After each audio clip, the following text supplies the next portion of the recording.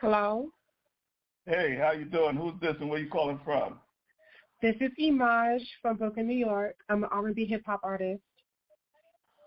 Hey, home girl, what's up? Brooklyn in the house Um, representing. How you say your name again? I don't want to mess up your name again. 'Cause Imaj, how you say Imaj? yes. Okay, I got it right. Imaj. Okay. So give us a little background on you and everything, and tell us how you got into the music industry and everything. I've started doing open mic showcases 11 years ago, and I started doing music professionally in 2016, and I started working on my debut album, which used to be called the EP 2017, and I've been contemplating on what kind of songs I want in it, and I've been writing so much, and I have to go through life to make sure, like, if I'm going to, do this project, it comes from a personal place. And I've been performing everywhere, and thanks to my manager, Real Lyrics, who's been with me for 2 years now, he's been helping me getting my music out there. And Hardcore is now at 4K on Spotify and YouTube, and Blaze is at 6K on Spotify and 3.3K on YouTube. So I'm very blessed to have a little bit of success. Yeah, shout out to Real Lyricist. He sent me his song too. I played his music before too. So shout out to him. Yeah, that's what's up. Yeah, Brooklyn representing. That's what's up. Real hip hop. That's what we're talking about. Yeah. So tell us about what. So give us a little. So what you doing with your music and everything. You mean like putting it on streaming platforms? Yeah, no. What do you? I mean, how did you come up with your concept for your music and everything? It was about going through personal experiences.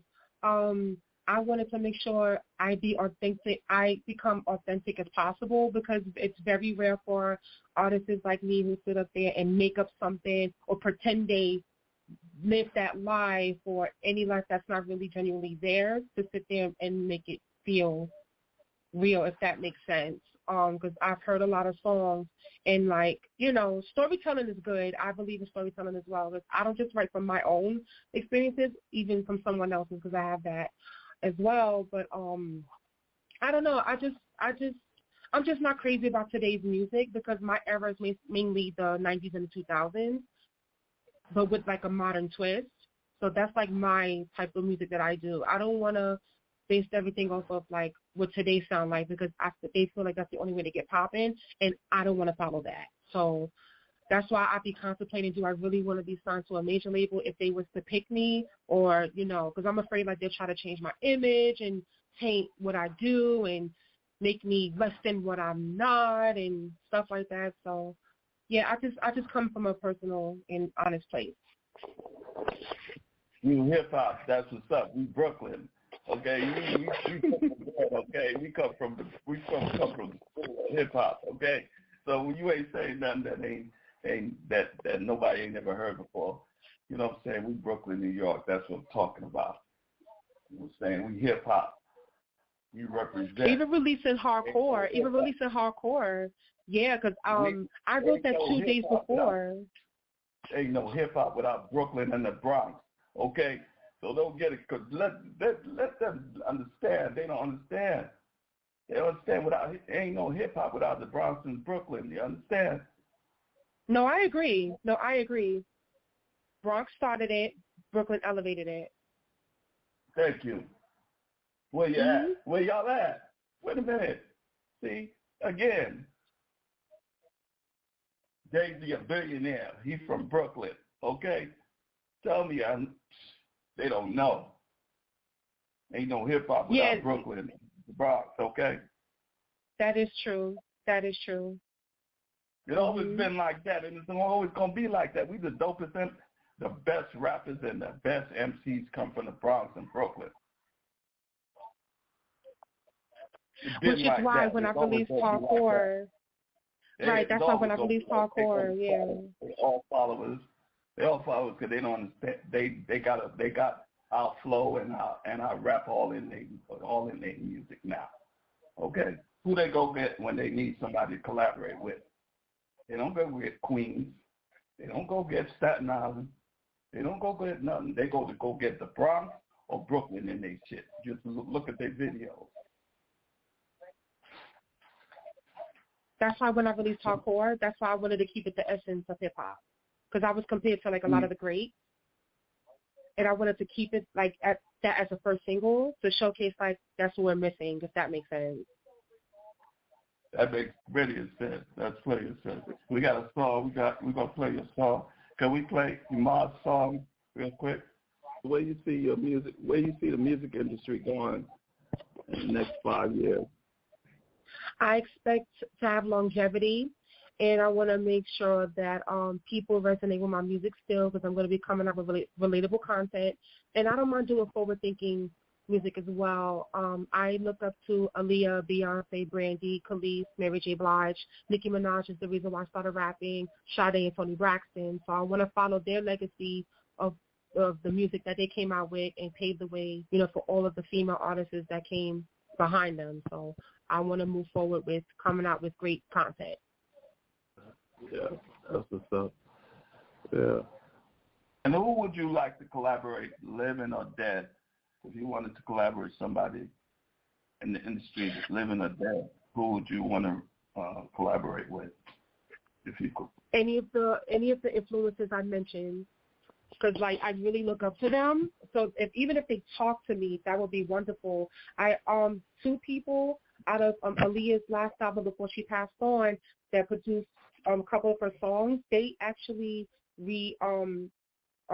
responded to me when I shouted them out when they were doing the 20th anniversary of her third album, and when I was telling one of the producers that how much I loved what he did with R&B and how much he changed it, he reciprocated the love back, and then that meant so much to me. His name is Eric C. And the other producer who who responded to me as well, his name is Butter. He produced for Dr. Dre, Snoop Dogg, and all those big people. So that meant a lot to me. Yeah, I wanted to ask you did you hear about that P. Diddy is gonna collab with Snoop Dogg and Death Row? What you think about that? To keep it a buck with you, I don't know why Death Row records have to be revamped.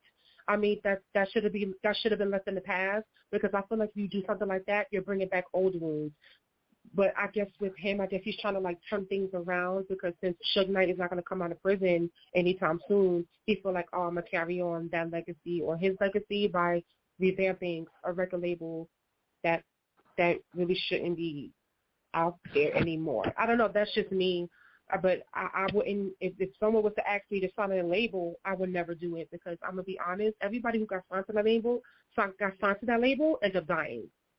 And there's a documentary about that on YouTube right now. So that's why I'm just like, ooh, when I looked it up and I heard stuff about the label, I was like, nah, I'm good on it. So I just feel like it should never been revamped. Yeah.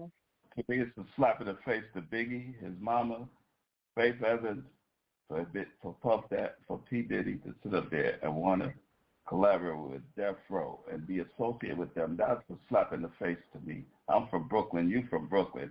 I ain't feeling it at all. I'm sorry. I ain't feeling it. Yeah, that's what I'm saying. Like, it's like, why would you want to bring back, Ain't no way. Yeah. That's a slap in the face. I'm sorry. That's what I'm saying. Hip-hop boy, trying to tell you. That's why I feel like certain things don't need to be brought up again. Like, they just don't need for that. That's why you have to leave your old life in the past, and you trying to bring up, remember when I was here type ass thinking, and it's just like, no, leave that alone. Yeah, they have That's no how respect I feel about for us. it. Okay? West Coast don't like we East Coast rappers anyway. See, they don't like us anyway. So why would I want to collaborate with them? Number one, I'll cool with them. I'll holler at them. I'll talk to them. But as far as collaborate with them, ain't no way. Because I ain't forget what y'all did to Biggie. I ain't forget about that. I'm from Brooklyn. I'm sorry. I ain't feeling it. I'm sorry. Well, with me collaborating with West Coast rappers, do not know what that's going to sound like or be like, because I heard like they get reckless out there. So I don't I don't know. I wouldn't know what that's like.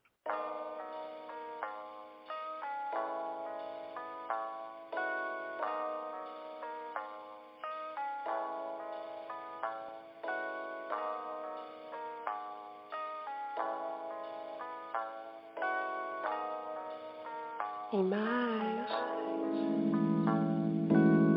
Bang, bang, gun music to your ears. External toughness and eternal fears. Pragmatical tales from the Bloods and Crips on how they're dealing with the gangster shit. Black men and women growing up in poverty, fire with the Glocks and preceding robberies. We're selling bags to make a lot of bread. The hard knock life must survive, move ahead. On every block peeping on the corner, giving up the puree for the money and the boner. Now think about the possibilities of getting raped, a scary situation that can make them lose their faith. What about the kids that's supposed to be the future? They're getting kidnapped by evil ass losers. Time to get woke, not sleeping anymore on the issues at hand, cause life is hardcore. Cutting through all the danger, no matter what, keep it gangsta.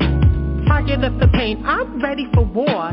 10 toes through, I'm hard to the core. Cutting through all the danger, no matter what, keep it gangsta. Target of the pain, I'm ready for war. 10 toes through, I'm hard to the core. Speaking of race, I've been seeing white people wanna take our rhythm, not the blues, not equal. Spitting real facts, y'all will never have the flavor. Real originators in the building, no fakers. Rolling with the narrative, you're better than us.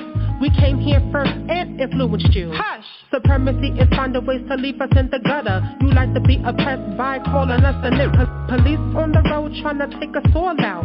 Donald Trump the reason why they're getting all the clout. KKK is written on the orange face. Ain't fooling anybody, what a fucking disgrace.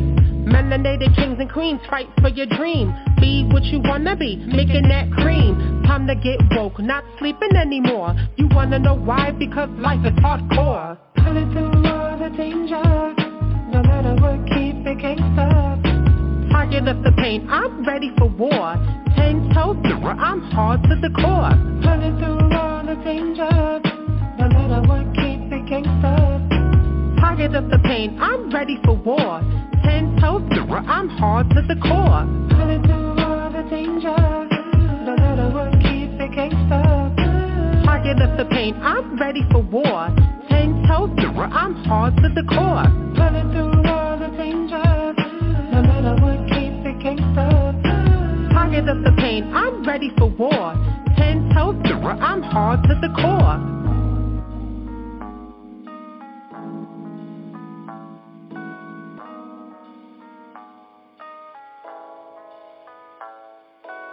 Yeah.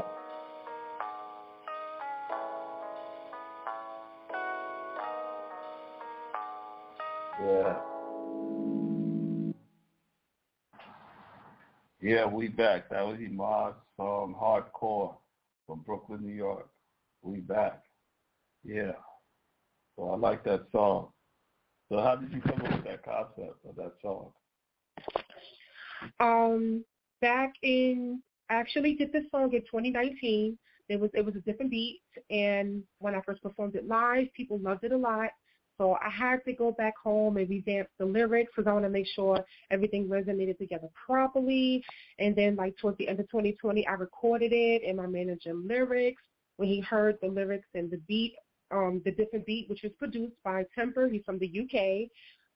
Lyrics loved it, and he was like, when you're going to release it, the video, we were just planning everything, and I released it on January 4th of last year, and we did the video towards the end of January, and it was released, I believe, 2 to 3 days later, and the reception from radios and people were amazing. Like I said before, it's on a 4+K on Spotify right now as we speak, and I'm very proud, and the video is 4.2K on YouTube. So just watching the views and the people respond to it, even to this day, is wonderful to me. And also, the reason I wrote the song is about urban life and politics. That's what I forgot to mention to you. I actually wrote that 2 days before the riot that Donald Trump and Rudy Giuliani started at the Congress in Washington, D.C. It was a manifestation. I couldn't believe it because when he was starting those riots, I actually mentioned his name in the song. That if you saw the video, I was actually in front of Donald Trump's building when I was rapping that part. So it was just surreal. Wow. Woo!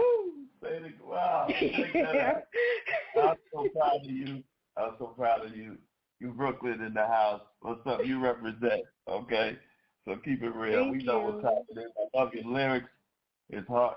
Everybody, you can understand every word you said. You understand me? Yes.